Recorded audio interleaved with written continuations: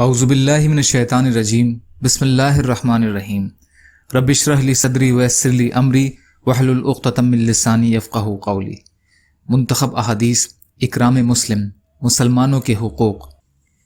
حضرت سلمہ بن اکوع رضی اللہ تعالی عنہ روایت کرتے ہیں کہ نبی کریم صلی اللہ علیہ وسلم کے پاس ایک جنازہ لایا گیا تاکہ آپ صلی اللہ علیہ وسلم اس کے جنازے کی نماز پڑھا دیں۔ آپ صلی اللہ علیہ وسلم نے دریافت فرمایا، کیا اس میت پر کسی کا قرض ہے؟ لوگوں نے عرض کیا، نہیں۔ آپ صلی اللہ علیہ وسلم نے جنازہ پڑھا دیا۔ پھر دوسرا جنازہ لایا گیا۔ آپ صلی اللہ علیہ وسلم نے دریافت فرمایا، اس میت پر کسی کا قرض ہے؟ لوگوں نے عرض کیا، جی ہاں۔ آپ صلی اللہ علیہ وسلم نے صحابہ سے ارشاد فرمایا، تم لوگ اپنے ساتھی کے جنازے کی نماز پڑھ لو۔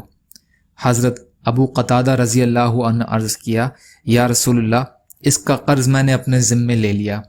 آپ صلی اللہ علیہ وسلم نے ان کے جنازے کی نماز بھی پڑھا دی۔ بخاری۔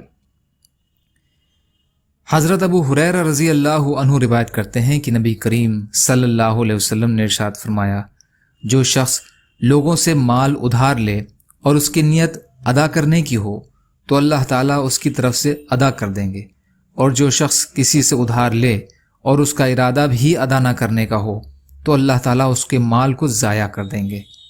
بخاری۔ فائدہ: اللہ تعالیٰ اس کی طرف سے ادا کر دیں گے، اس کا مطلب یہ ہے کہ اللہ تعالیٰ ادھار کی ادائیگی میں اس کی مدد فرمائیں گے۔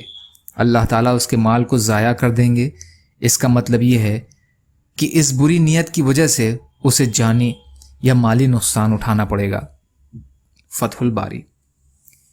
یا اللہ ہم سب کو کہنے سننے سے زیادہ عمل کی توفیق عطا فرما۔ یا اللہ جو مظلوم ہے ان کی مدد فرما۔ ہم سب کو اپنی استطاعت کے بقدر اپنا حق ادا کرنے والا بنا۔ یا اللہ سچی توبہ کی توفیق عطا فرما۔ یا اللہ صبر کرنے والا، شکر کرنے والا اور اچھی طرح عبادت کرنے والا بنائیے۔ یا اللہ بغض، حسد، جلن، کینہ، تکبر، ریاکاری سے ہمارے دلوں کو پاک کر دیجیے۔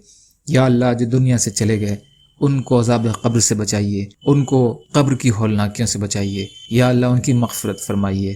یا اللہ ہم سب کی مغفرت فرمائیے۔ یا اللہ ہمارے سب سے اچھے اعمال ہمارے آخری اعمال بنا دیجیے۔ یا اللہ جو مانگا وہ بھی عطا کر دیجیے، جو بھول گئے ہوں اپنے فضل سے عطا فرما دیجیے۔ سبحان ربک رب العزت عما یصفون وسلام علی المرسلین والحمد للہ رب العالمین برحمتک یا ارحم الراحمین۔ لا الہ الا اللہ محمد رسول اللہ۔ السلام علیکم۔